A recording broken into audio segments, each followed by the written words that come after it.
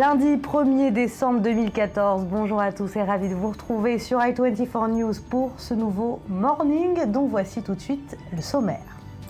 Rien ne va plus entre Benyamin Netanyahou et Yair Lapid. Le Premier ministre et le titulaire des Finances doivent se rencontrer aujourd'hui pour une dernière tentative afin de sauver la coalition actuelle.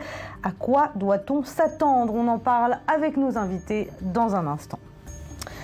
Et puis avec Hosni Moubarak blanchi, la révolution égyptienne a pris fin, pouvait-on lire hier partout dans la presse. Un verdict qui a comme un goût de trahison pour les insoumis de la place Tahrir. 3 ans après, où en est-on? On fait le point en deuxième partie. Et puis pour la première fois eut lieu hier la journée de la commémoration pour les Juifs expulsés des terres d'islam et d'Iran au cours des derniers siècles. Un exode oublié dont nous parlera en plateau le député israélien Shimon Ohayon.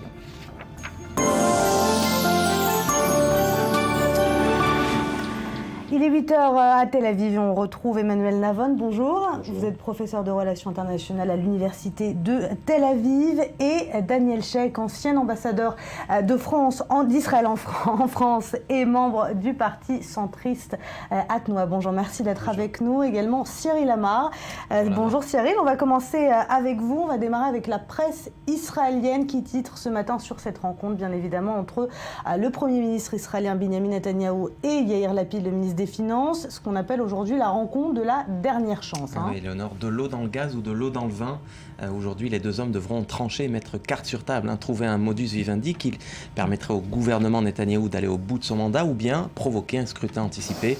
Ça passe ou ça casse, titre donc nos confrères du Yediot Ahronot ce matin dans un ultime effort, écrit de son côté le quotidien gratuit proche du pouvoir, Israël Hayom. Les deux hommes qui ne se parlent pas depuis un mois devront choisir, ce sera soit la réconciliation ou bien les élections.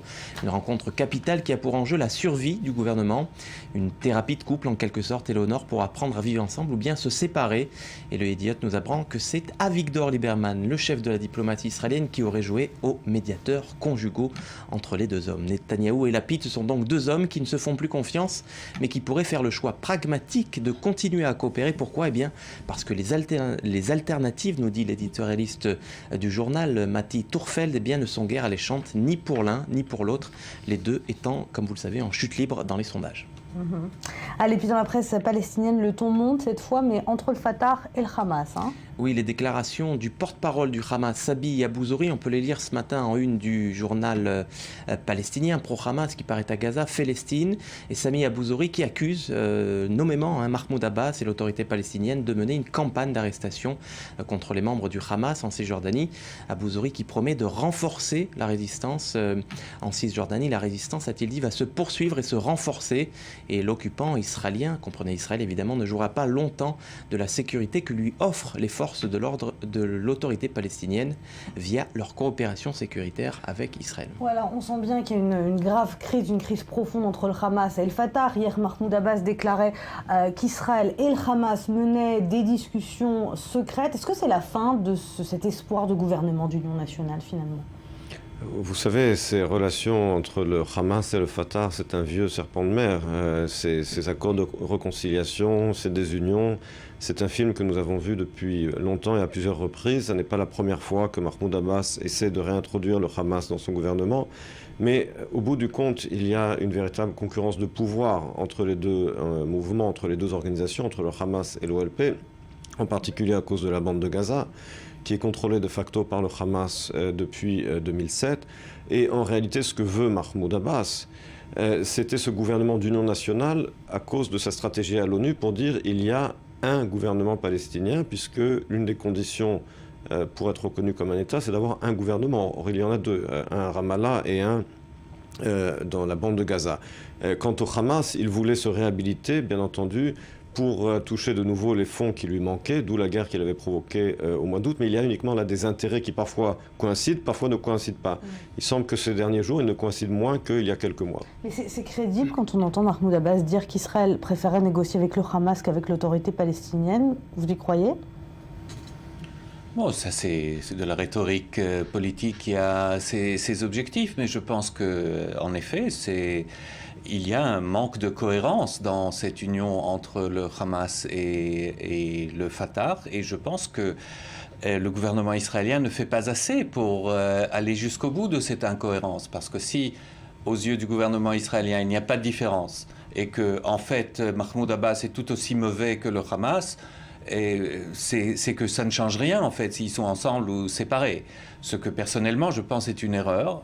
D'abord, je pense qu'il y a une nette différence et que Mahmoud Abbas aurait dû être considéré comme un partenaire viable, certainement pour faire, ne serait-ce que pour faire, pour créer un vrai fossé entre lui et le gouvernement de Gaza, qui lui n'a adopté que la manière violente pour ses relations avec Israël. Et puis il y a eu ce moment où peut-être avant la guerre de cet été, Israël, le gouvernement israélien aurait dû essayer, peut-être tenter, peut-être voir si c'est un bluff ou non, de reconnaître le gouvernement d'union nationale et de mettre le Hamas et le gouvernement d'union nationale devant ses responsabilités. Tout ça, ça ne s'est pas passé, et donc aujourd'hui nous sommes revenus à cette pendule oui union, non union. Ouais. Et puis on va plutôt vers une crise, enfin, en tout cas c'est ce qui semblerait. Allez, un journaliste israélien qui fait état ce matin également de la possible d'une Israélienne qui aurait été enlevée par l'État islamique. Elle s'appelle Jill Rosenberg, regardez, cette israélo-canadienne de 31 ans, avait récemment rejoint les rangs d'une milice kurde pour combattre l'organisation de l'État islamique en Syrie. Et ce matin, les journaux israéliens s'inquiètent de son sort, à commencer par le Jérusalem Post, puisqu'elle aurait été kidnappée par l'organisation djihadiste. C'est un forum en ligne qui a publié l'information, une information qui a été démentie, Léonore, par les Kurdes, qui eux prétendent que Rosenberg n'était même pas proche des combats, n'était pas au front. Le ministre des Affaires étrangères israélien a indiqué au Reuters qu'il examinait des informations, donc toujours pas de nouvelles de cette israélo-canadienne. Allez, on termine avec l'éphéméride du jour. C'était un 1er décembre 1973. Quelques jours à peine après... Bon, on va pas rentrer dans les détails. Il y a 41 ans, jour pour jour, nous quittait David Groun, alias David Ben Gurion, l'un des pères fondateurs de l'État d'Israël, et son premier ministre, le vieux lion, qui est donc décédé à l'âge de 87 ans à Sde-Boker, le kibbutz du Negev, dans lequel il s'était retiré à sa demande. Aucun éloge funèbre n'a été prononcé, donc dans sa mort comme dans sa vie, le vieil homme aura été donc de toute humilité. 87 ans, c'est également Éléonore, à cet âge que s'est éteinte la semaine dernière la diva libanaise Sabah. Hier, des milliers de Libanais se sont rassemblés pour ses funérailles. Le site libanais Now lui rend ce matin hommage. L'un des premiers artistes à s'être produit au Carnegie Hall, nous dit le site d'information en ligne, à l'Olympia de Paris ou encore à l'Opéra de Sydney. Et Bdedoun, c'était son village natal, qui sera aussi sa dernière demeure, le village libanais qui lui a rendu hommage également. Elle a tellement donné d'abord à son public, écrit L'Orient le jour ce matin, qu'il le lui a rendu au centuple hier, transformant ses funérailles en une véritable fête. Une fête comme elle l'avait rêvé, avec feux d'artifice, chansons populaires à tue-tête, fanfares, sons de cloche, you et autres applaudissements. Et c'est sur ces notes de musique de Sabah que moi je vous dis, mais Éléonore, à demain. D'accord, merci beaucoup Cyril Lamar. Je pensais qu'on allait avoir une petite musique illustrative. On va la voir. Patience, elle arrive. Voilà, bientôt, voilà, tout de suite. Tout de suite. Bon, c'est pas grave. Ou pas. Voilà.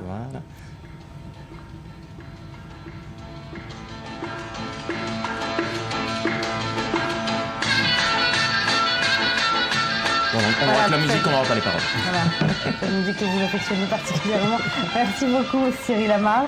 On va reparler de cette crise coalitionnaire et de cette rencontre bien sûr aujourd'hui entre Benyamin Netanyahou et Yair Lapid, mais aussi entre les autres, avec les autres chefs de la coalition, les autres chefs de parti de la coalition. Est-ce qu'on va réellement vers une implosion de cette coalition? Est-ce qu'il y a encore une chance de la sauver, Emmanuel Navon? Vous savez, cette coalition, elle est virtuelle aujourd'hui. Je vous rappelle qu'il y a à peine un mois, il y a eu un putsch ou une tentative de putsch au sein du gouvernement. C'est quand même quelque chose de grave. Yair Lapid a essayé de former une coalition alternative, de se faire nommer Premier ministre dans le dos du Premier ministre. Cela a été révélé récemment, entre autres par les partis ultra-orthodoxes. Il a tenté de constituer une coalition alternative sans le parti du Premier ministre. Il nie c'est fait, en disant qu'il n'a jamais essayé de courtiser les ultra-orthodoxes. Et donc chacun est libre de croire les hommes politiques ou de ne pas les croire, mais en tout cas, les chefs des partis ultra-orthodoxes ont dit eux-mêmes qu'ils ont été approchés par Yair Lapid pour créer cette coalition alternative. À chacun ensuite de choisir à qui il veut croire parmi ces hommes et ces femmes politiques. Mais cela s'appelle un putsch ou une tentative de putsch. C'est quelque chose de grave et je vois difficilement comment un Premier ministre peut mener un gouvernement lorsque l'un de ses principaux ministres, en l'occurrence le ministre des Finances, essaie de le faire tomber au sein de sa coalition et ne cesse de critiquer le gouvernement, de se comporter comme une opposition au sein du gouvernement. Cela aussi, c'est quelque chose quand même d'assez incroyable, où un membre du gouvernement ne cesse de critiquer son propre gouvernement, son propre Premier ministre. Il a dit comme s'il agissait dans l'opposition, comme s'il était dans l'opposition. Il ne cesse de le faire, c'est un fait. Donc il y a là un véritable problème de fond. Je veux dire, par là, il y a un gouvernement qui ne fonctionne pas. Et effectivement, soit on arrête ce fonctionnement, soit Yair Lapid et également Tzipi Livni, dont on va parler, cesse de se comporter comme l'opposition au sein du gouvernement, cesse de critiquer sans arrêt le gouvernement, ou alors il faut une autre coalition ou des nouvelles élections. Daniel Jacques, vous êtes d'accord avec ce que dit Emmanuel Navon? La crise coalitionnaire, elle vient de Yair Lapid et de son comportement au sein de la coalition? Emmanuel Navon parle comme s'il venait d'atterrir ici d'un autre pays et comme s'il ne savait pas que dans le mode politique, dans le système politique israélien, de coalitions qui sont de moins en moins cohérentes parce que les partis sont de plus en plus petits. Et donc, vous n'avez pas une coalition qui se forme autour d'un grand pilier qui a véritablement la main, mais que vous avez en fait plusieurs partis qui sont entre 10 et 20 sièges, que le plus grand parti ne dépasse pas les 20, etc. C'est une situation où toujours il y a une sorte d'incohérence dans cette formation. Ça commence par des belles photos d'union dans la résidence du président. Voilà, nous sommes tous ensemble, Yair Lapid, Naftali Bennett, Binyamin Netanyahu, Tzipi Livni, nous sommes tous là pour servir le peuple.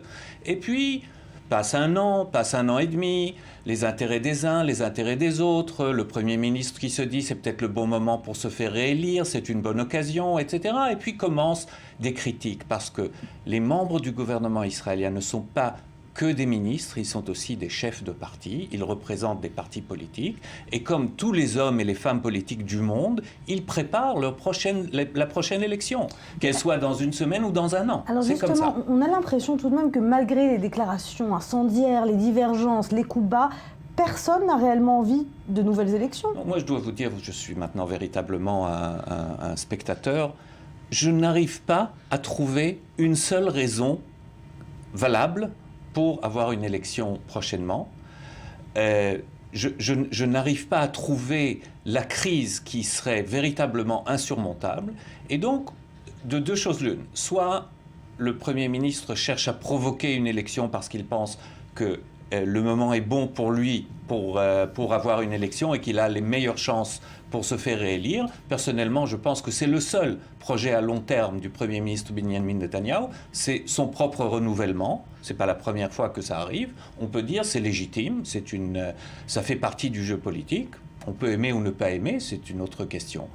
La deuxième chose, c'est que une fois que cette balle a commencé à rouler sur cette pente, personne n'arrive à l'arrêter. Et qu'en fait, tout le monde, tous les partenaires vont se retrouver devant une élection qu'ils n'ont pas véritablement voulu.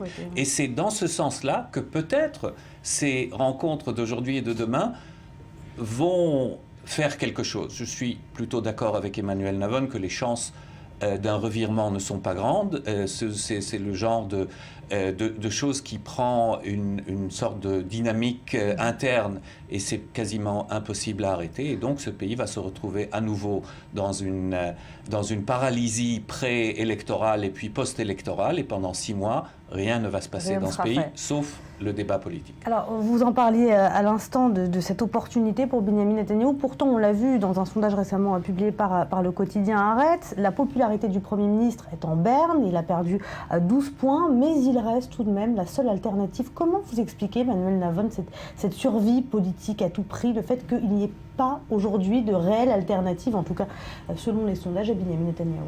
Vous savez, d'abord, je précise que je n'ai pas atterri effectivement en Israël hier, mais je me demande simplement, j'essaie de me souvenir quand, dans un précédent gouvernement, un membre du gouvernement a fait de créer un putsch de cette manière. Arrêtez, je pense qu'à ce point... Je pense qu'il n'y a pas eu un gouvernement israélien ou un certain membre... De créer une coalition contre la coalition. Et puis vous avez le Premier ministre qui, lui, prépare déjà sa prochaine coalition avant les élections. Je crois qu'il y a quand même un précédent qui, même par les standards de la politique israélienne... Là, les coups bas ont été de tous les côtés. Même par les standards de la politique israélienne, et je suis aujourd'hui plus spectateur que... Benjamin Netanyahou qui courtise les partis ultra-orthodoxes de manière quasi ouverte et quasi publique, c'est aussi une tentative de prévoir un peu... On peut l'accuser de truffer la prochaine élection. En fait, à quoi bon aller aux urnes puisqu'on sait déjà quelle sera la prochaine coalition? En tout cas, on est d'accord, tout le monde essaye de prévoir ses arrières. C'est comme ça. Emmanuel Levon, je ne fais pas de reproche. Je pense que c'est malheureusement inné et dans le système politique israélien. La politique, c'est la science de la survie. Et donc tout le monde joue ce jeu-là en politique. Et je suis très heureux aujourd'hui d'être plus un spectateur qu'un acteur, comme j'avais essayé de l'être dans le passé. Et je pense que ça répond également à votre question. Quand vous dites pourquoi il n'y a pas d'alternative, je crois que justement, il y a un problème de fond avec la politique israélienne.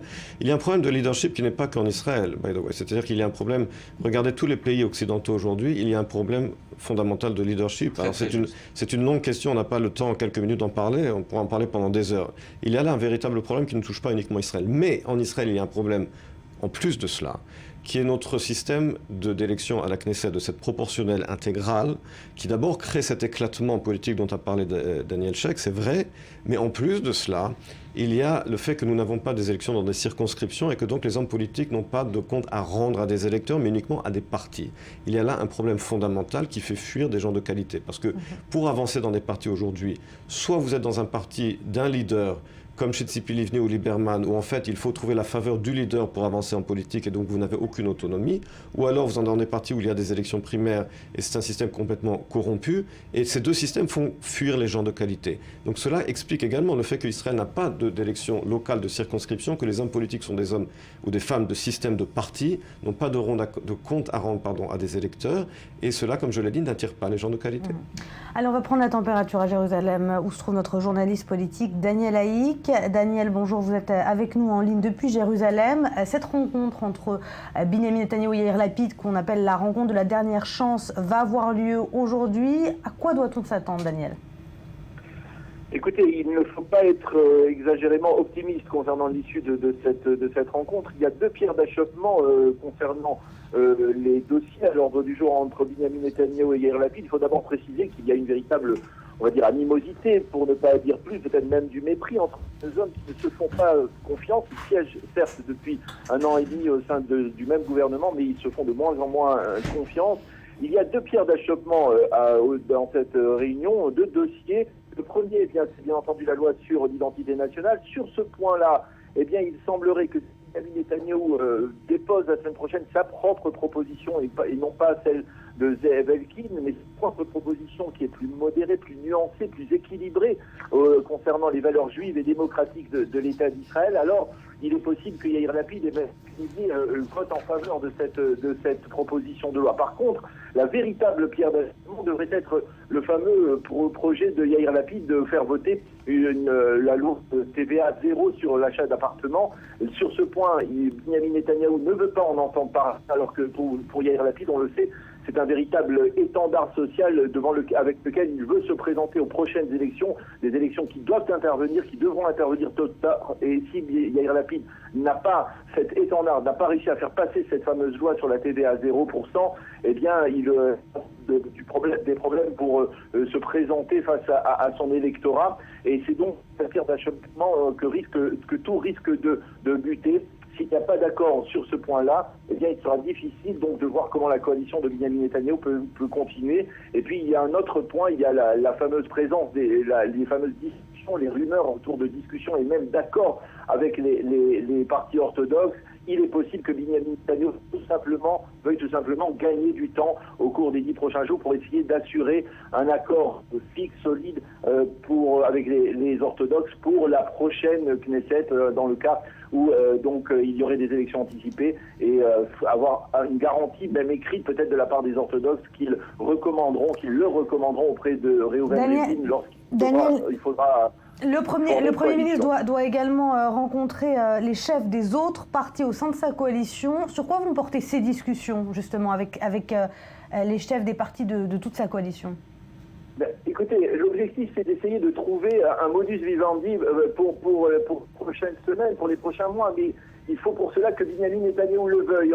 Même dans son entourage, on n'a pas véritablement le sentiment que cela est possible. Il y a beaucoup trop d'animosité, il y a beaucoup trop de querelles internes, de querelles personnelles entre les différents partenaires, entre Tzipi Livni, entre Yair Lapid et le Premier ministre. Et on n'a pas le sentiment qu'il sera possible, par exemple, de revenir à la formule de l'année dernière que Benyamin Netanyahou avait trouvée tant bien que mal, qui était de forcer, d'obliger, d'imposer une discipline parlementaire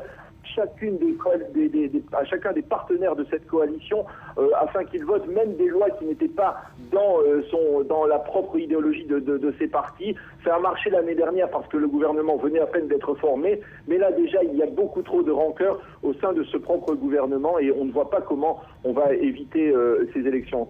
Merci beaucoup Daniel Haïk en direct de Jérusalem. Alors on l'a vu, Benyamin Netanyahou va rencontrer les chefs des partis de sa coalition.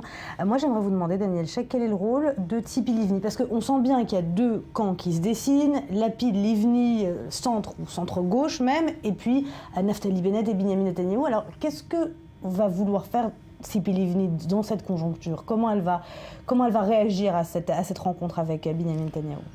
Je pense que Tzipi Livni, enfin je ne le sais pas avec certitude, mais je pense qu'elle n'a pas véritablement envie de voir tomber ce gouvernement là tout de suite. D'abord parce qu'il y a certaines responsabilités qu'elle pense avoir pour faire ou défaire certaines lois, certaines décisions. Et puis parce qu'en toute honnêteté, je crois qu'il faut qu'elle soit honnête avec elle, les sondages ne lui sont pas très favorables actuellement.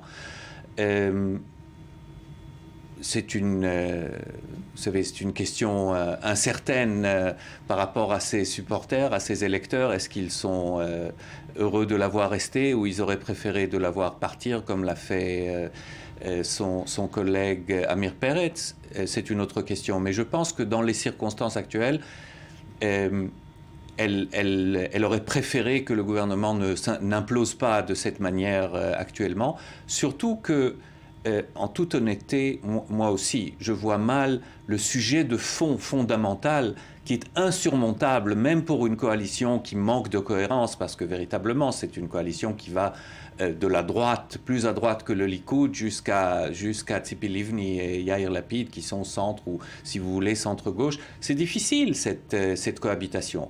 Alors mais je ne trouve pas le grand sujet de fond qui soit véritablement insurmontable. Et c'est la raison pour laquelle je reviens sur ce que j'ai dit au départ, que, à mes yeux, c'est plutôt une sorte de fatalisme politique ou une sorte de jeu politique électoral qui va dicter cette élection. En tout cas, aujourd'hui, à droite, on a l'impression que la nouvelle alliance sur laquelle il faudra désormais compter, c'est le Likoud et le foyer juif, Naftali Bennett et Benyamin Netanyahou. C'est la nouvelle alliance. Finalement, Naftali Bennett a remplacé Avigdor Lieberman en quelque sorte. Vous savez, d'abord, je souhaite préciser sur un point qu'a dit Daniel Sheikh, il y a quand même un problème de fond. Enfin, il y a plusieurs problèmes de fond, mais il y a quand même un problème de fond dans cette coalition qu'on ne peut pas ignorer. C'est le fait que Yair Lapid, n'oubliez pas, a été élu sur la base de la grogne sociale de 2011. Et jusqu'à présent, personne ne voit exactement en quoi il a amélioré la situation économique. Il le sait, il voit que ses sondages sont en train de baisser, et il veut faire avancer des réformes populistes. Entre autres, cette réforme sur la TVA zéro pour l'achat d'appartements pour les jeunes couples. Il n'y a pas un économiste en Israël qui ne dit pas que cette loi est complètement ridicule. Même l'ancien économiste en chef du ministère des Finances... Je vous interromps juste une seconde. C'est justement la problématique de ce gouvernement, parce que le gouvernement a adopté la décision. Le Premier ministre a dit, bon, je suis peut-être pas tout à fait d'accord, pour former la coalition, oui. Voilà, mais je veux dire par là, aujourd'hui... Oui, mais ce que je rajoute à cela, c'est que, encore une fois, tous les économistes en Israël et le Premier ministre lui-même disent que c'est une loi complètement grotesque qui ne fera que empirer le problème du coût de la vie et de l'immobilier en Israël. Mais la raison pour laquelle aujourd'hui ça crée une crise, c'est que le Premier ministre soupçonne Yair Lapid de vouloir faire passer cette réforme populiste et juste après faire tomber le gouvernement. Donc, comme dit le Premier ministre, je ne veux pas lui mettre des milliards de shekels dans la poche, entre guillemets, pour qu'il me fasse tomber le lendemain. Donc, il y a là un véritable problème qu'on ne peut pas ignorer. Maintenant, c'est pas un peu la même chose que ce que fait Benyamin Netanyahou avec la loi sur l'État-nation pour tout le monde joue la politique. Tout le monde joue la politique. Je dis simplement qu'il y a de véritables C'est une véritable crise. C'est que du point de vue des hommes politiques, comme le dit Netanyahou, je ne vais pas lui mettre des milliards dans la poche pour qu'il me fasse tomber le lendemain. Tout le monde joue la politique, c'est très clair. Que ce soit Lapid, que ce soit Netanyahou, que ce soit Tzipi Livni. Ce sont des hommes et des femmes politiques. Maintenant, pour revenir à votre question sur des coalitions qui se formeraient, le véritable joker dans ce scénario, c'est Avigdor Lieberman. Alors, sans vouloir me citer, j'avais déjà écrit il y a plusieurs mois dans ma colonne sur i24 News que je soupçonne que bientôt Avigdor Lieberman deviendra le nouveau héros de la gauche israélienne, et je prends comme précédent Ariel Sharon. Et on voit déjà Lieberman aujourd'hui commencer à changer de camp. Je ne serais pas surpris si après les prochaines élections, il ne recommande pas Benjamin Netanyahou, mais Yitzhak Herzog ou Yair Lapid au président. Et je crois, non, lui-même je ne pense pas, mais il est d'un tel cynisme que même par les standards de la politique israélienne, je ne serais pas surpris si on retrouve Avigdor Lieberman de l'autre côté de l'échiquier politique. Donc c'est lui le véritable joker des prochaines élections. Vous êtes d'accord, Daniel Sheikh? Avigdor Lieberman, nouveau héros de la gauche? Je ne sais pas s'il sera... Il ne l'est pas actuellement, ça c'est certain, mais qu'il le devienne, rien n'est impossible dans l'échiquier politique israélien. On pourrait voir un camp Lapid, Livni, Lieberman se former. On pourrait tout, c'est-à-dire on peut tout, apparemment. Moi je ne vois pas plus d'incohérence dans un bloc de ce genre-là qu'un bloc de Yair Lapid et Naftali Bennett et Tzipi Livni. C'est-à-dire c'est tout aussi improbable. Vous aurez posé la question avant les élections dernières, personne ne vous aurait dit que ça va se faire comme ça. Avigdor Lieberman, on ne parle pas que de la personne ici, c'est un phénomène de la politique israélienne. À nouveau, c'est le thème central de notre discussion ce matin, parce que c'est là le vrai problème de fond. C'est que, comme l'a dit Emmanuel Navon, il n'y a pas suffisamment d'ancrage politique véritable des partis dans la société civile, et que donc les partis peuvent aussi se permettent de faire n'importe quoi, de se faire élire sur tel programme, et puis inverser la vapeur à mi-chemin et changer de cap. C'est des choses qui se font, qui se sont toujours faites sans en payer le prix électoralement en plus. Et sans en payer le prix électoral, parce que bizarrement, il y a une certaine tradition électorale chez les Israéliens qu'ils votent toujours pour les mêmes, plus ou moins, peut-être avec des petites nuances, mais en fait, ils ne regardent pas forcément, les acquis de tel ou tel parti pour prendre une décision. Merci beaucoup, Daniel Sheikh, d'avoir été avec nous. Merci, Emmanuel Navon. Restez avec nous. Dans un instant, Hosni Moubarak acquitté avec ce verdict, les derniers espoirs d'une justice envolée pour les révolutionnaires de la place Tahrir. Aujourd'hui, 3 ans après la révolution, que veulent les Égyptiens? C'est dans un instant, juste après le journal.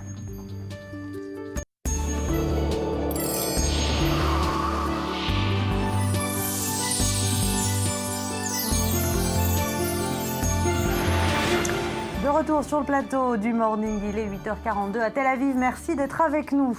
En Égypte, l'un des avocats de l'ancien président Hosni Moubarak a indiqué qu'il pourrait bénéficier d'une mesure de libération anticipée, et ce au lendemain d'un verdict qui a suscité la colère de certains Égyptiens. On en parle avec vous ce matin, Cyril Amar. Oui, Léonore, plus de 846 personnes tuées en 2011 durant 18 jours de soulèvement populaire, 3 ans de procès qui devait être le procès du siècle et qui s'achève finalement par l'acquittement du siècle. Ça se passe comme ça, c'était samedi au tribunal du Caire. Regardez. إسرائيل وتربيح الغير والإضرار العمد حكمت المحكمة حضوريا ببراءته مما نسب إليه.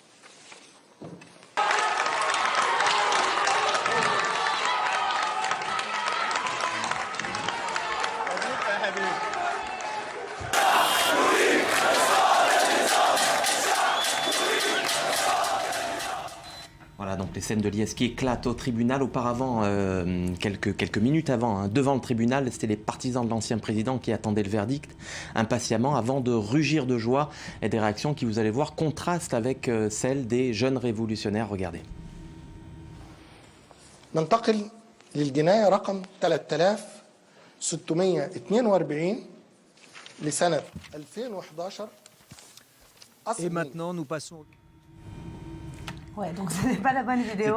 C'est pas grave. C'est pas grave. Voilà, le tribunal du Caire donc, qui a abandonné l'accusation de complicité de meurtre qui pesait contre l'ex-Raïs. Dans les vidéos, on voyait donc des scènes de liesse, évidemment, des gens qui rugissaient de joie, les partisans de Moubarak, et des réactions contrastées, celles des jeunes révolutionnaires qui avaient l'impression qu'on leur avait volé la révolution. La révolution est morte, disait-il. Il faut que tous les Égyptiens descendent dans la rue pour protester, etc.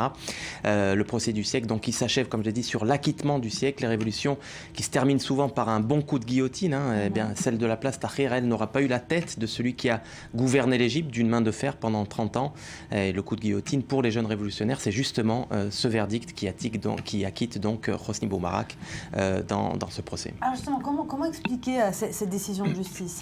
Alors il faut savoir que ce verdict, il intervient dans un climat où finalement le régime de Moubarak, qui était honni il y a 4 ans maintenant, il a été largement réhabilité au sein de l'opinion publique et même dans les médias. On voit bien avec quel discours élogieux la presse égyptienne traite le nouveau président égyptien Al-Sisi. Et depuis justement qu'Al-Sisi est au pouvoir, on a l'impression que le régime de Hosni Moubarak a été réhabilité. C'est peut-être pas pour rien aussi que le verdict intervient 3 ans après le début du procès. C'est-à-dire qu'il y a 4 ans, il faut se rappeler qu'il y a 4 ans, Hosni Moubarak avait été accusé et avait été condamné à la prison à perpétuité, mais la sentence avait été annulée. Pour des raisons techniques. Aujourd'hui, le climat est beaucoup plus à l'apaisement. Les frères musulmans sont muselés et c'est aujourd'hui leur procès et la destitution de Mohamed Morsi et le procès de Mohamed Morsi qui a un peu éclipsé finalement celui de Hosni Moubarak. Alors est-ce que justement ce sentiment d'injustice peut ou va redynamiser l'opposition égyptienne ? Sans doute, c'est un sentiment d'injustice qui va sans doute alimenter la protestation et l'opposition politique en vue des législatives de l'année prochaine. Sauf que contrairement aux manifestations qui avaient vu la destitution de Mohamed Morsi, cette fois-ci, les manifestants dans la rue ne pourront plus crier le peuple et l'armée marchent dans la main, tout simplement parce que l'armée aujourd'hui a un président, il s'appelle Abdel Fattah el-Sisi, et lui, il compte tout faire évidemment pour que la place Tahrir reste vide et le plus longtemps possible. Alors, ce sentiment d'injustice, on l'a retrouvé sur la page Facebook du mouvement du 6 avril. Vous savez, c'est ce mouvement de jeunes révolutionnaires qui hier, je ne sais pas si on va pouvoir voir cette page Facebook apparaître sur les écrans, l'impression que la justice, elle aussi, est aussi corrompue, la justice que les jeunes révolutionnaires estimaient indépendante ont l'impression aujourd'hui qu'elle est complètement corrompue. On avait l'impression qu'avec la page Moubarak, qu'avec la destitution de Moubarak, on tournait une page en Égypte, celle d'une méthode, celle de l'omniprésence de l'armée dans la vie des Égyptiens, celle de la corruption, et ça pas seulement depuis Moubarak, depuis la révolte des officiers en 1952. Aujourd'hui, avec le blanchiment de Hosni Moubarak, on a l'impression que c'est un retour à cette vieille méthode, à l'omniprésence des militaires dans la vie des Égyptiens, et c'est un sentiment qui est renforcé par la tournée d'Abdel Fattah el-Sisi en Europe, qui réhabilite un peu son image et celle de l'Égypte. Il a été reçu par le président français, il a rencontré le pape, le président du Conseil italien, etc. On a bien l'impression que l'Égypte tourne la page des condamnations européennes, mais également internationales pour le coup d'État et pour la répression des 1400 morts, la répression qui avait suivi donc la destitution du président islamiste Mohamed Morsi. Merci Cyril, on va justement reparler dans un instant de cette tournée diplomatique d'Abdel Fattah el-Sisi en Europe. Mais avant, je salue Ali Waquet qui nous a rejoint. Bonjour, vous êtes consultant i24 News et spécialiste du monde arabe. Et puis Emmanuel Navon, toujours avec nous, professeur en relations internationales à l'université de Tel Aviv. Alors d'abord, cet acquittement d'Hosni Moubarak, ce verdict qui a suscité la colère chez beaucoup d'Égyptiens, est-ce que cela signe, comme on a pu l'entendre ces dernières heures, ces derniers jours, la fin de la révolution, la place Tahrir? Hier soir, on a vu quelques images qui montrent que ce n'est pas la fin de la révolution, mais c'est le début de la fin de cette révolution de 2011. Il y avait 10 personnes hier derrière les barrières dans le tribunal, dans le collège de la police égyptienne au Caire. Il y avait 3 accusations principales. Et sur les 3 accusations, corruption, l'histoire de la vente du gaz pour Israël et le meurtre de quelques quelques centaines de démonstrateurs, de protesteurs, et sur les 3 charges... Avant la chute, la mort de ces protestataires, avant la chute d'Hosni Moubarak. Sur les 3 charges, sur les 10 personnes qui ont été présentées hier, avant-hier, devant le tribunal, tout le monde a été blanchi sur toutes les 3 accusations. Alors qui va payer justement pour ces morts et pour ces blessés? Ça, c'est la grande question, et ça, c'est la question dont ont posé hier les jeunes étudiants qui sont descendus dans les rues ou dans les universités. Ces démonstrations qui ont été réprimées par le régime. Cyril a parlé que le régime veut voir la place Tahrir vide, il veut voir aussi les universités vides. Moi, je ne suis pas sûr que Moubarak est de retour, mais l'esprit du régime de Moubarak est de retour et avec force. Le fait, il suffit de suivre les médias égyptiens. Manque total de critiques contre ce verdict, manque total de critiques contre le régime d'Abdel Fattah Sisi, manque total de critiques contre cette attitude vis-à-vis de la jeunesse égyptienne qui se demande les questions, et la réponse à ces questions est avec plus de répression de la part de la police et de l'armée. 1. 2. Cyril Amar a parlé d'omniprésence de l'armée. L'armée est là. L'armée n'a jamais quitté la scène égyptienne. Elle a dû peut-être quitter cette scène pendant quelques mois du temps du président Morsi, du président de la confrérie musulmane. Mais Abdel Fattah Sisi, il lui accorde les pouvoirs. Abdel Fattah Sisi émane de cet établissement militaire, et on a vu les jeunes dans les universités ne font pas face à la police, ils font face à l'armée. Alors justement, vous diriez que c'est un retour en arrière, ce régime militaire, si l'on peut dire, d'Abdel Fattah al-Sisi en Égypte? Abdel Fattah Sisi essaye de s'accorder une image comme un stabilisateur, comme quelqu'un qui adopte de nouvelles politiques. Il voyage à l'étranger présentant le nouveau Égypte, mais en ce qui concerne les affaires internes, la même répression, la même manque de démocratisation et de démocratie. 100% d'acquittement hier, ça a rappelé hier les gens auxquels j'ai parlé en Égypte, au 100% le résultat du référendum de Hosni Moubarak, le résultat des élections avant la révolution de 2011. Et il faut payer attention au fait que hier, ceux qui sont descendus dans les rues et dans les universités n'étaient pas que les frères musulmans. Pratiquement, c'était plutôt les jeunes libéraux, les jeunes séculaires, le mouvement de 6 avril que Cyril a mentionné, et les autres. Mais alors, cette tournée diplomatique d'Abdel Fattah al-Sisi, elle met en avant une donnée peut-être importante, c'est que en Europe, ou en tout cas parmi les pays occidentaux, il a quand même une place qui semblerait non négligeable, contrairement peut-être à la place qu'il peut avoir chez lui en Égypte. Est-ce qu'il a gagné son pari? Est-ce qu'aujourd'hui c'est un acteur sur qui il faut compter sur la scène diplomatique internationale? D'abord, l'Égypte est un pays avec lequel il faut compter. C'est le plus grand pays arabe. C'est un pays clé qui est au centre du conflit entre l'Union soviétique et les États-Unis pendant la guerre froide, et que les États-Unis avaient réussi à récupérer à la fin des années 70 par le biais des accords de Camp David. Donc l'Égypte a toujours joué un rôle clé dans les relations internationales, à l'époque de la guerre froide, également aujourd'hui. Al-Sisi étant le président de l'Égypte, bien entendu, on ne peut pas l'ignorer. Il a été plaidoyé avec un pourcentage énorme typique des pays arabes, avec un pourcentage énorme de voix. Et l'Occident fait avec. L'Occident préfère, bien entendu, Al-Sisi que son prédécesseur de la confrérie musulmane. Il est clair que du point de vue de la différence entre Moubarak et Al-Sisi, c'est vraiment, comment dire en anglais, more of the same. C'est-à-dire que Joseph de Maistre avait dit à l'époque que la contre-révolution ne sera pas la révolution contraire, ce sera le contraire de la révolution.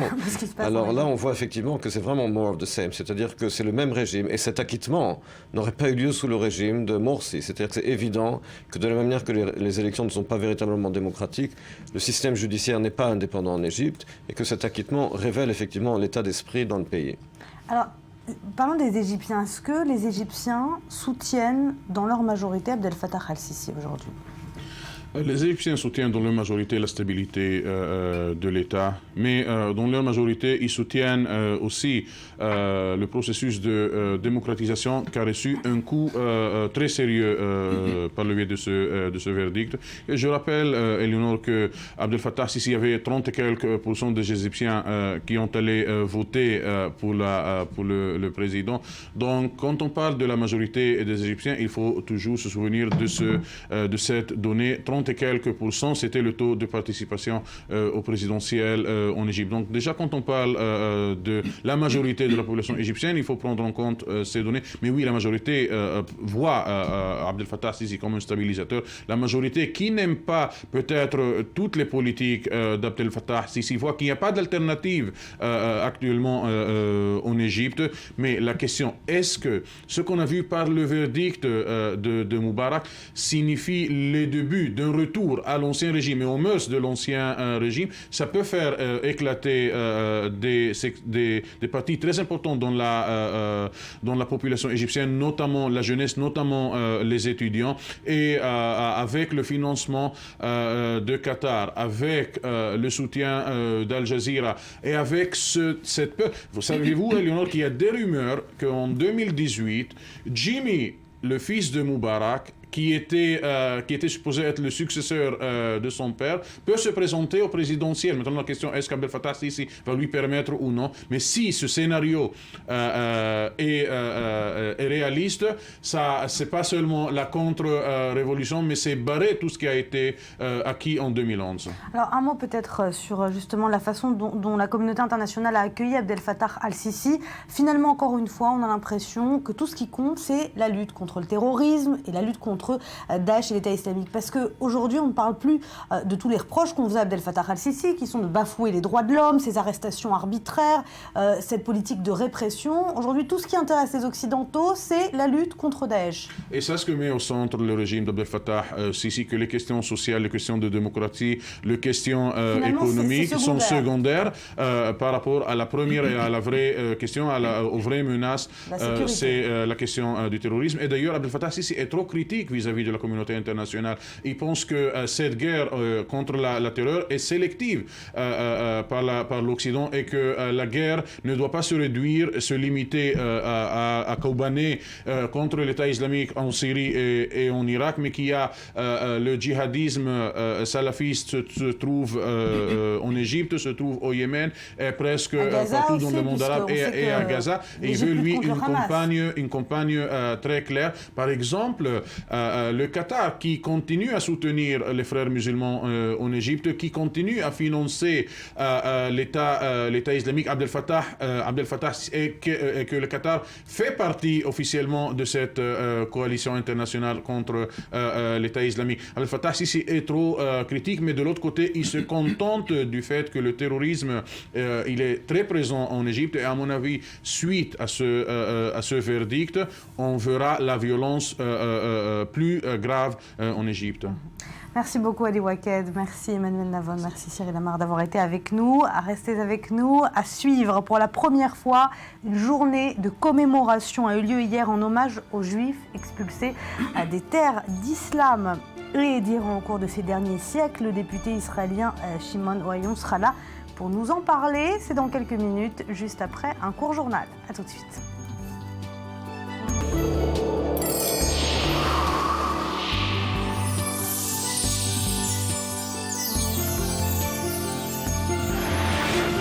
Il est 9h12 à Tel Aviv et on part tout de suite en France avec ces deux informations politiques importantes à retenir et qui pourraient bien lancer déjà la campagne pour la prochaine élection présidentielle de 2017. La présidente du Front National, Marine Le Pen, a été réélue avec 100% des voix à la tête de son parti. Et puis à droite, l'ancien président Nicolas Sarkozy fêtait son grand retour à l'UMP. Regardez, on en reparle juste après. J'ai changé. Parce que les épreuves de la vie m'ont changé. J'ai changé Un refrain prononcé la première fois le 14 janvier 2007 lorsqu'il est investi comme candidat de l'UMP pour les présidentielles. Depuis, Nicolas Sarkozy a décliné le concept et sur tous les tons. Confortablement élu en 2007, il a effectué au cours de son premier mandat quelques dérapages. On se souvient du casse-toi pauvre con adressé à un Français refusant de lui serrer la main. C'était lors du salon de l'agriculture en 2008. Un ton modérément apprécié par les Français. 2 ans après sa défaite en 2012, c'est dans une volonté de revenir sur la scène politique qu'il se présente une nouvelle fois sous un nouveau jour. En janvier 2014, il déclare « Je ne suis plus le même Sarkozy, je me suis amélioré, je suis moins anguleux », dit-il. Et il maintient ce discours lorsqu'il se porte candidat à la présidence de l'UMP le 19 septembre dernier. Un changement qu'il veut personnel, il assure avoir tiré les leçons de son mandat, mais ce changement se veut également collectif. Je suis candidat à la présidence de ma famille politique. Je proposerai de la transformer de fond en comble. La gauche, elle, retrouve son meilleur adversaire. A-t-il changé ? Nous en doutons. Le retour à la réalité sera plus difficile que le retour sur Facebook. Car ce changement n'est pas évident à constater. Nicolas Sarkozy reprend les mêmes thèmes de campagne qu'en 2012. Il donne des gages au noyau dur de l'UMP, notamment sur l'immigration et sur le mariage homosexuel. En meeting de campagne pour la présidence du mouvement, Nicolas Sarkozy plie devant la pression des opposants au mariage gay. Quand on dit qu'elle doit être réécrite de fond en comble, bon, si vous préférez qu'on dise qu'on doit l'abroger pour en faire une autre, en français ça veut dire la même chose, mais ça aboutit au même résultat. Un changement certes, mais un retour à des valeurs qui l'ont rendu populaire au sein d'une large majorité des Français. Voilà, comme vous le savez, nous sommes le 1er décembre 2014 et c'est aujourd'hui la journée mondiale de lutte contre le sida. Dans le monde, selon ONU-SIDA, 35 millions de personnes vivaient avec le virus. En 2013, 1 500 000 en sont décédés. On en parle avec vous ce matin. Myriam Aman, bonjour. Bonjour Eleanor. Oui, vous l'avez dit, un chiffre important, mais il faut aussi noter que depuis 2001, il y a eu une chute de 38% des personnes infectées, donc ce qui est pas du nombre de personnes infectées, ce qui est quand même pas anodin. Et la communication n'y est absolument pas étrangère. Et vous savez, en France notamment, on multiplie les campagnes de lutte contre le sida. Et je vous propose de regarder la toute première qui est passée en 1987 à la télévision. On regarde. Cours, il court, le sida. Le sida, c'est pas une épidémie, c'est une maladie qu'on peut éviter. Il se transmet seulement par les relations sexuelles et par le sang. Alors c'est facile de se protéger, de protéger ceux qu'on aime. Il suffit de s'informer. Il passera pas. On se souvient même du petit logo, du petit nœud rouge que tout le monde portait. C'était un pin que tout le monde portait. Oui, alors il dit à la fin, le sida ne passera pas par moi. Vous remarquerez qu'il dit absolument rien, à part il faut s'informer. Voilà, donc on ne parle pas de comment s'informer, voilà. Enfin, même des mesures de prévention à prendre. Etc. Voilà, on ne parle pas du préservatif encore moins. Il faut savoir aussi que le préservatif à l'époque était un produit plutôt tabou, et même en France, interdit à la publicité. Dans d'autres pays d'Europe comme en Belgique, c'était possible, mais pas en France. En France, la loi est arrivée bien après, en 89, je crois. Et alors, du coup, il y a une grande marque qui s'est imposée à ce moment-là, je ne dirais pas le nom, qui a lancé pas mal de publicités, souvent sous le sens de l'humour, avec beaucoup d'humour. Je ne sais pas si vous vous souvenez de cette publicité, on va pouvoir la voir dans quelques instants à l'écran, de cette publicité avec les petits lapins. Les petits lapins du Rex, voilà, exactement. Voilà. Vous voyez, avec beaucoup d'humour. Oui, beaucoup d'humour. Voilà, ça n'a pas été censuré, ça Ça a été pas tout de suite en tout cas, mais en tout cas ça a été une publicité qui a beaucoup marqué les esprits, et l'idée était de rendre le préservatif un produit plutôt comme un autre, celui qu'on peut acheter au supermarché. Alors, dans la lutte contre le sida, il y a la prévention, mais il y a aussi et surtout le dépistage.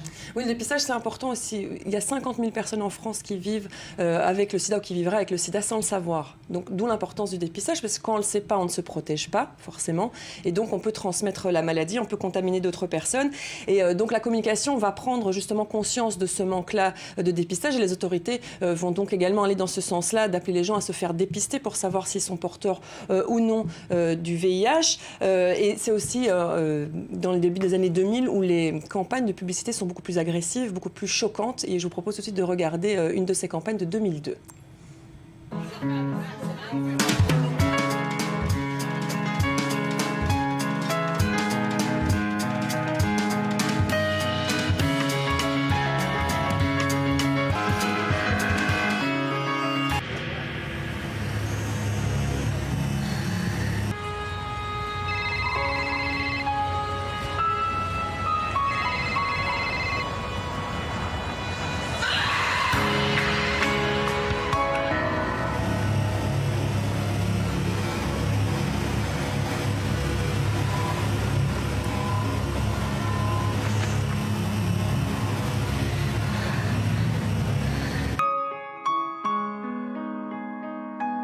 Faites l'amour sans prendre de risques. Un nouveau partenaire? Une relation sexuelle non protégée? Contactez un médecin. Un test clarifie la situation pour vous et votre partenaire. Ah, une publicité beaucoup plus explicite. Hein. C'est beaucoup plus clair, c'est aussi, ça met l'accent sur la gravité de la chose, hein, la gravité du sida tout d'abord, et du fait de ne pas savoir. Parce que si on ne sait pas, on ne peut pas s'en protéger, on ne peut pas protéger son entourage, et c'est toute l'idée de ce spot de campagne. En tout cas, ça a aidé ces spots de dépistage, cette communication autour du sida a aidé les gens à plus se protéger. On va s'intéresser à présent aux campagnes de lutte contre le sida au Moyen-Orient qui sont arrivées plus tard et qui ont eu peut-être moins d'effets. En tout cas, tout de suite, moins d'effets. Tout de suite, il faut séparer le Moyen-Orient et Israël, vous savez, puisqu'Israël a tout de suite pris conscience du danger du sida et de forcément la contamination. Et je vous propose tout de suite de voir un petit clip qui joue, elle, sur la culpabilité, lui sur la culpabilité, comme les Juifs aiment bien, et Israël notamment. On regarde.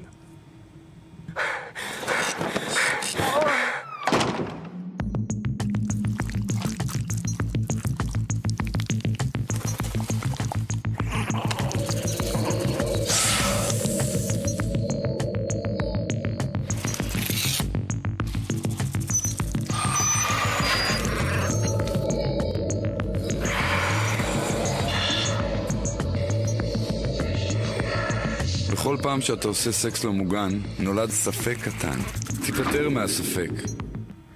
Voilà, donc ils disent qu'à chaque fois qu'on a des relations sexuelles non protégées, il y a un doute. Et ils disent, libérez-vous de ce doute, ce qui veut dire allez vous faire dépister. Là aussi, l'accent est mis sur le dépistage. Et vous savez, les Israéliens aiment aussi beaucoup l'humour.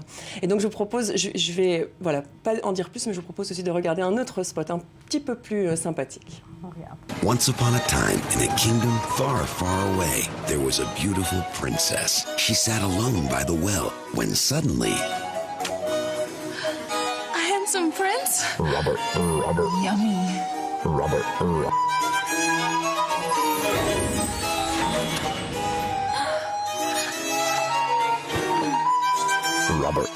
Use a condom and live happily ever after.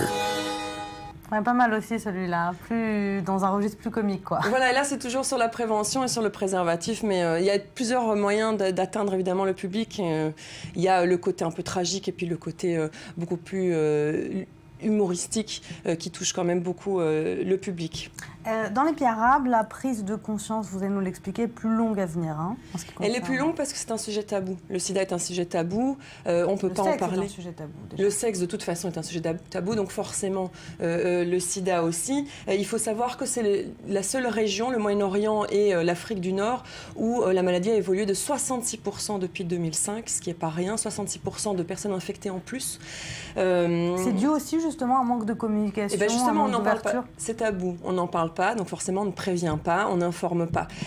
Par contre, petit à petit, les autorités commencent à prendre conscience, c'est des choses qui se mettent en place, surtout auprès des associations, pas forcément gouvernementales, des associations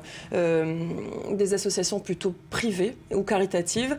Je vous propose de regarder un extrait d'un film qui a été tourné entièrement en Égypte, en arabe, et qui est en ligne en ce moment sur Internet.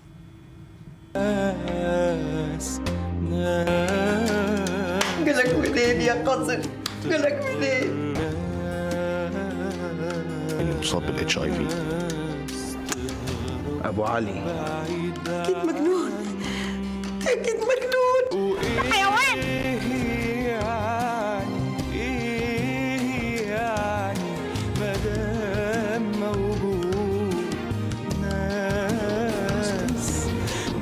كلنا هنموت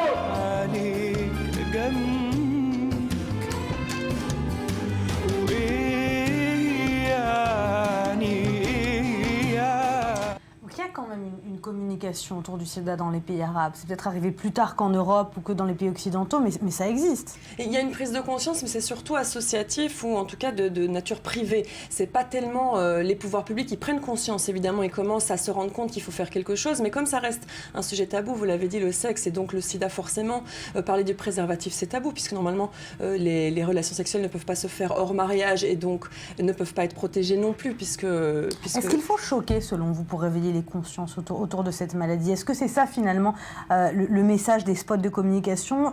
plus on choque, plus on se rend compte qu'il y a un réel danger. Je crois qu'il faut jouer sur plusieurs tableaux. Le choc, évidemment, c'est pour réveiller les consciences, c'est certain. Mais les jeunes, par exemple, pour être touchés par un spot, ça devrait être plutôt sur le ton humoristique, ce qui a été souvent le cas.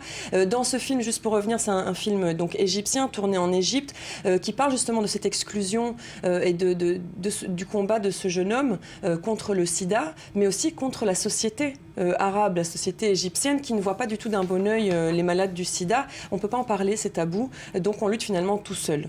Voilà.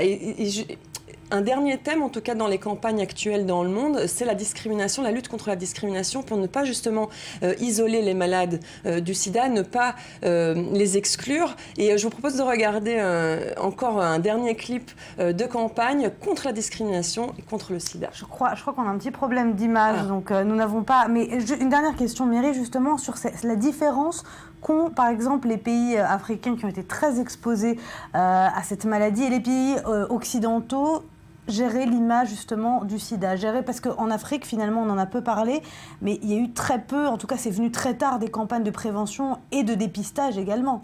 Mais c'est dû un petit peu aussi à la géopolitique de l'Afrique. Vous savez, ce sont souvent des villages isolés, des surpeuplés, où la communication de toute façon passe pas très très bien. Il n'y a pas les moyens de communication qu'on a chez nous. Il n'y a souvent pas dans ces villages-là qui sont le plus atteints les télévisions ou Internet, et même là où il y a, c'est quelque chose qui n'a pas été pris en charge. Ce sont des pays très pauvres qui n'ont pas les moyens souvent de se payer des dépistages et encore moins les médicaments qui sont aujourd'hui quand même très très efficaces. On vit très longtemps avec le sida. On n'en guérit pas malheureusement, mais on en vit très très longtemps.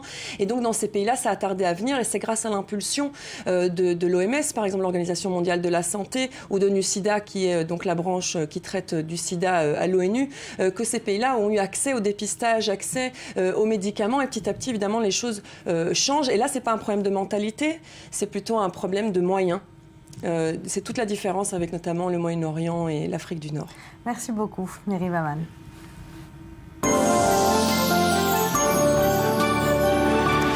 Voilà, on vous en parlait en début de partie, cette victoire de Nicolas Sarkozy à la tête de l'UMP. On va tout de suite en parler par téléphone avec Antonin André, journaliste politique à Europe 1. Bonjour, merci d'être avec nous ce matin.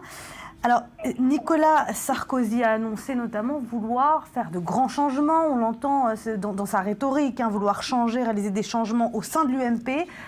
Par quoi ça va se traduire, ce renouvellement de l'UMP ?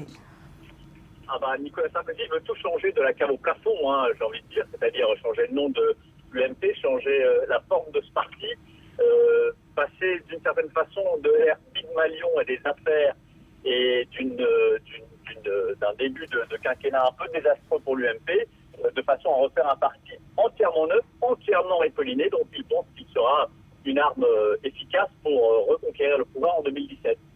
Alors, selon un sondage publié dans le journal du dimanche, pour 40% des Français, Alain Juppé est plus à même que Nicolas Sarkozy pour remporter l'élection présidentielle de 2017. Il a des chances, Nicolas Sarkozy, d'inverser la tendance d'ici 2017 ? Oui, il ne faut quand même pas oublier qu'il a été élu avec 65% des voix des militants. Les militants UMP, pas les sympathisants, mais les militants UMP sont très largement favorables à Nicolas Sarkozy. Il a quand même été élu avec 65%. Donc il a toutes les chances. Mais c'est beaucoup plus compliqué que ce qu'il pensait. C'est-à-dire qu'il a face à lui un certain nombre de députés, d'élus, de cadres, d'anciens premiers ministres qui lui sont ouvertement hostiles et qui ne lui donneront pas comme ça les clés de la présidentielle de 2017. Il faudra qu'il convainque les militants, il faudra qu'il convainque les cadres et les élus, il faudra qu'il accepte la confrontation, j'ai envie de dire, d'égal à égal. Il n'y a plus d'anciens présidents, il n'y a plus d'anciens premiers ministres, il y a des candidats qui sont sur la même ligne de départ et ses concurrents ont bien l'intention de le lui rappeler. Des candidats qui devront convaincre l'opinion publique française. Merci beaucoup Antonin André, journaliste politique sur Europe 1, d'avoir répondu à nos questions. À suivre, restez avec nous dans un instant. Pour la première fois, une journée de commémoration a eu lieu en hommage aux Juifs expulsés des pays arabes et d'Iran au cours de ce dernier siècle. Le député israélien Shimon Ohayon sera là pour nous en parler. Restez avec nous, c'est juste après le journal.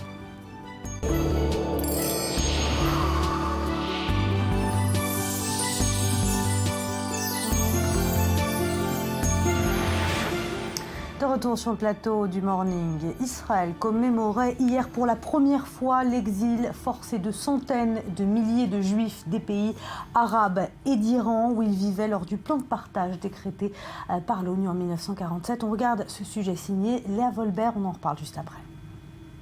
Pour la première fois, ce dimanche 30 novembre, Israël commémore l'exil des Juifs des terres arabes.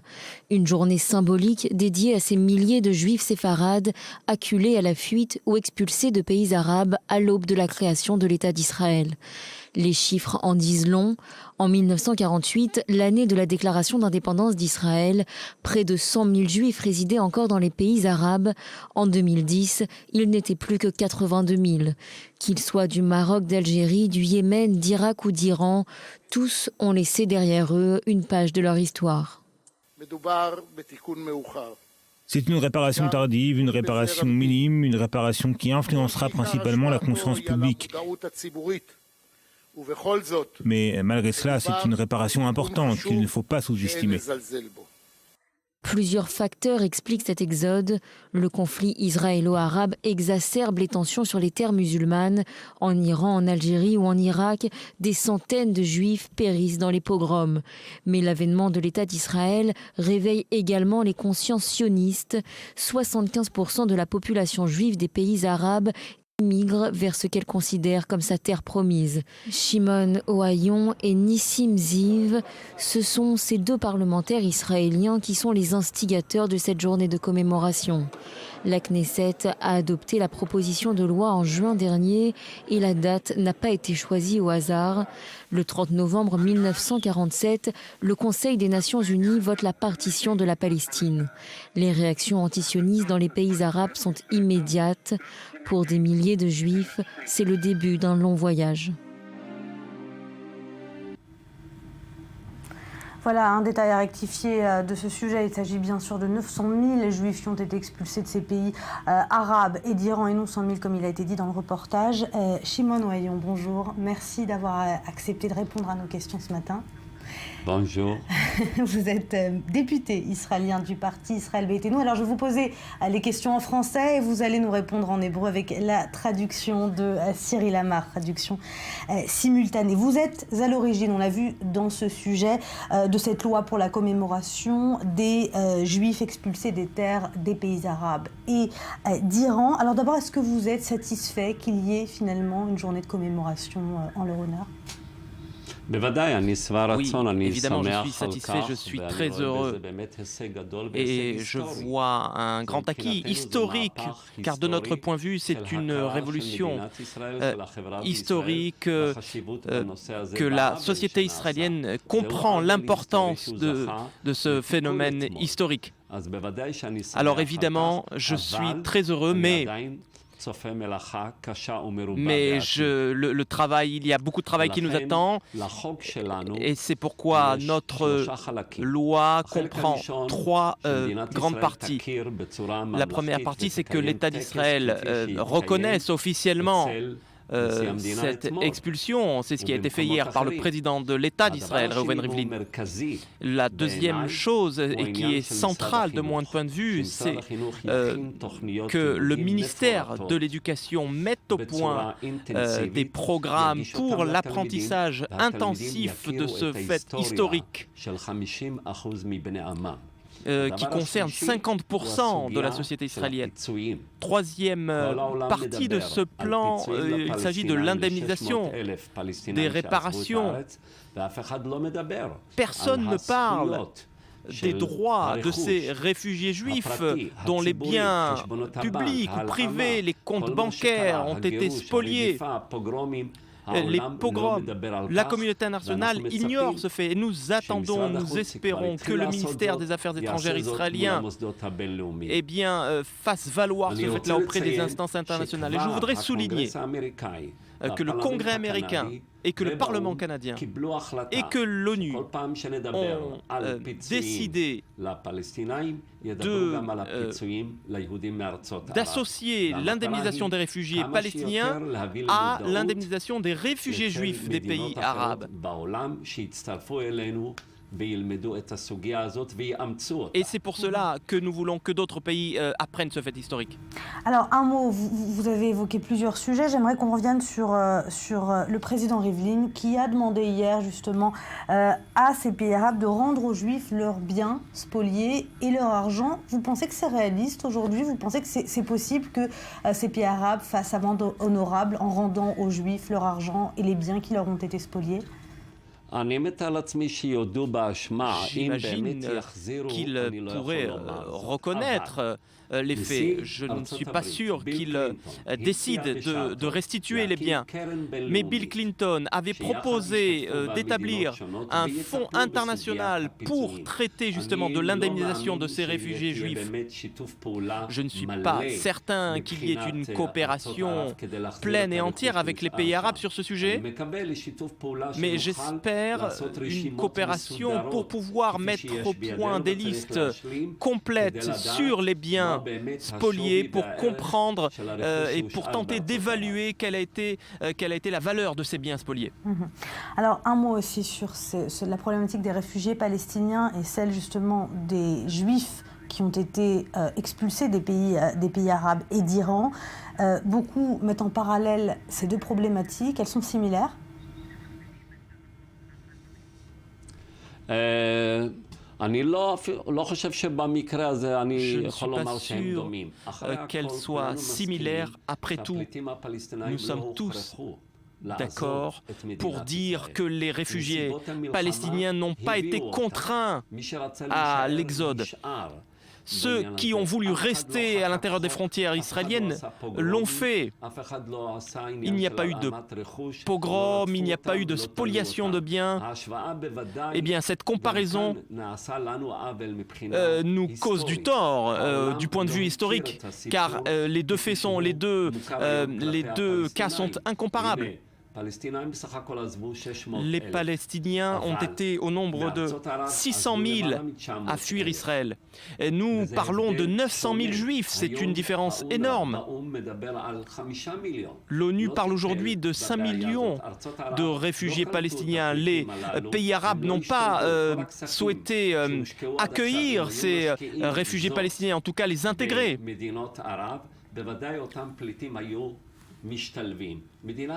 L'État d'Israël a intégré des personnes venues de cultures différentes, avec des langues différentes, d'univers complètement différents. Il y a aujourd'hui 22 pays arabes qui pourraient intégrer les réfugiés palestiniens. Ils ne le font pas. Avec la même culture, la même musique, les mêmes codes linguistiques. Il aurait fallu aider ces réfugiés palestiniens d'un point de vue économique. L'État d'Israël, l'État d'Israël a aidé les réfugiés juifs à s'intégrer en Israël. Alors, peut-être un mot sur une autre problématique qui ont touché ces immigrants des pays arabes et d'Iran. Quand ils sont arrivés en Israël, pour la plupart d'entre eux, ils ont été rejetés par la société israélienne sur place, discriminés. Est-ce que cette journée, c'est aussi une manière pour Israël de faire amende honorable et de s'excuser auprès de ces communautés? Oui, absolument. Et je suis satisfait que le président de l'État d'Israël, Reuven Rivlin, ait reconnu. Il a déclaré que l'État d'Israël regrettait le mal qui avait été fait à ces immigrés et qu'il était temps de rétablir leur place au sein de la société israélienne. Ils n'ont pas été acceptés et intégrés comme il se devait. Et nous espérons que cette loi va encourager l'intégration des Juifs issus des terres d'islam. Aujourd'hui, il s'agit des Juifs des terres d'islam. Auparavant, il s'agissait de l'intégration des Juifs éthiopiens. La culture, les Juifs de cultures différentes qui arrivent en Israël doivent être intégrés comme il faut et cela doit être réparé au plus vite. Shimon Ohayon, merci beaucoup d'avoir été avec nous, d'avoir répondu à nos questions. Je rappelle que vous êtes député israélien du parti Israël Beitenu et également à l'origine de cette loi sur la commémoration, pour la journée de la commémoration des Juifs expulsés des terres des pays arabes et d'Iran. Merci.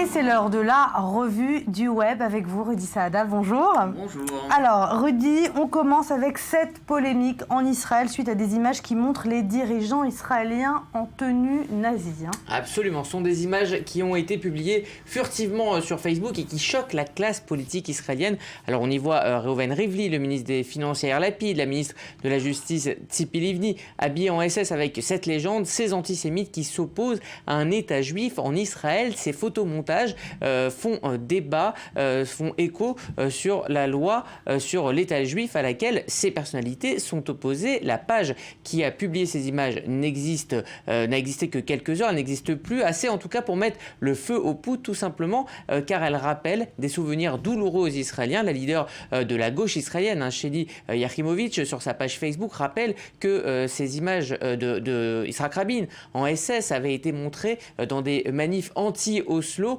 juste avant son assassinat et elle nous dit ne laissez pas ces horreurs se reproduire.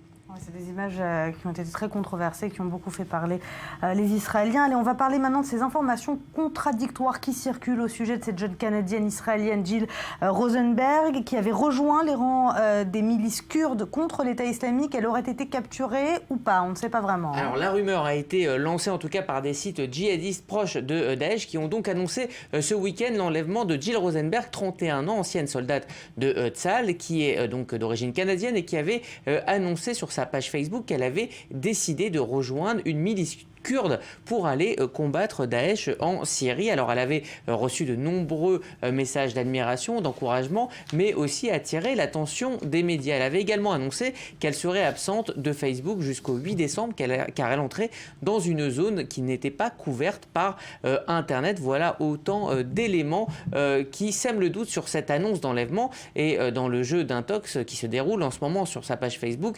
on lit plusieurs éléments. Alors comme vous voyez, beaucoup envoient des messages qui disent espérer que Jill est en bonne santé, ce à quoi répond une certaine Emanuela Barzani, qui arbore sur son profil un drapeau kurde et qui certifie avoir des nouvelles fiables de la jeune femme qui n'aurait pas été enlevée et qui serait actuellement en entraînement avec des Kurdes. Voilà, on voit son message. Et puis dans le même sens, le ministre israélien de la Défense, Moshe Ya'alon, a affirmé qu'il ne pouvait pas confirmer l'enlèvement de Jill Rosenberg qu'on voit ici sur cette image. Il faudra sûrement attendre un message de Jill Rosenberg elle-même avant de pouvoir se hâter à des conclusions. Allez, on revient en France avec une infraction au code de la route qui n'a pas plu aux internautes, Rudy. Oui, c'était samedi soir. Nicolas Sarkozy a officiellement repris les rênes de l'UMP et les chaînes d'infos en continu l'avaient suivi lors de cette élection. Il a été suivi par les caméras entre son domicile dans le 7e arrondissement et le 6e arrondissement de Paris et son QG qui était situé dans le 8e arrondissement. Et sur le trajet, c'est le drame. Le drame, on le voit sur ces images, il emprunte un couloir de bus, une infraction. Non, absolument, vous allez le voir, très peu apprécié par les internautes qui ont tout simplement prévenu la préfecture de police sur Twitter. Comme vous le voyez, bonsoir, la préfecture de police, une C5 noire immatriculée CF 862K, elle prend les voies de bus. Autre compte apostrophé, celui de la police nationale, et cet internaute qui leur demande si ils se souviennent de cette histoire de tolérance zéro. Et puis le conseil de l'internaute Vogelson qui dit si tu roules sur la voie de bus et que tu prends une prune, tu peux toujours expliquer aux flics que tu as vu Sarkozy faire pareil à la télé. Ouais, c'est quand même pas très fin d'avoir pris ce couloir de bus. C'était un premier symbole, ça a été en tout cas énormément commenté. Ouais. Allez, on finit avec une très jolie histoire de moustache. Oui, le mois de novembre vient de se terminer, on est le 1er décembre, et c'est donc Movember qui vient de se terminer, le mois où les hommes se laissent pousser la moustache pour lutter contre deux cancers qui sont ravageurs pour les hommes, ceux de la prostate et ceux des testicules, pour sensibiliser et récolter des fonds. Alors on connaît Movember et la belle histoire, c'est l'histoire de ce petit William que vous voyez, il a 12 ans. C'est un petit Anglais qui a demandé à sa famille de faire un don sur un compte de Movember plutôt que lui offrir un cadeau pour son anniversaire. Il voulait récolter des fonds pour la Movember Foundation Charity et sensibiliser sur la maladie. Mais en fait, c'est aussi un hommage qu'il a rendu avec toutes ces photos qu'il a postées pendant tout le mois de novembre avec sa fausse moustache à son grand-père qui justement est décédé de l'un de ces cancers ravageurs. Donc c'était une jolie initiative assez mignonne pour Movember. c'était une jeune initiative et puis c'est un garçon très jeune quand même. Il a 12 ans, il est très talentueux et donc il s'est déguisé 30 fois pour pouvoir récolter des fonds. Et là, on attendait à peu près 250 €. Sa mère dit qu'elle pensait avoir 250 € de fonds. Il y a eu plus de 5 000 € récoltés. Ah ouais, quand même. Voilà. Merci beaucoup à Rudy Saada. Voilà, c'est la fin de cette émission. Merci à vous de l'avoir suivi.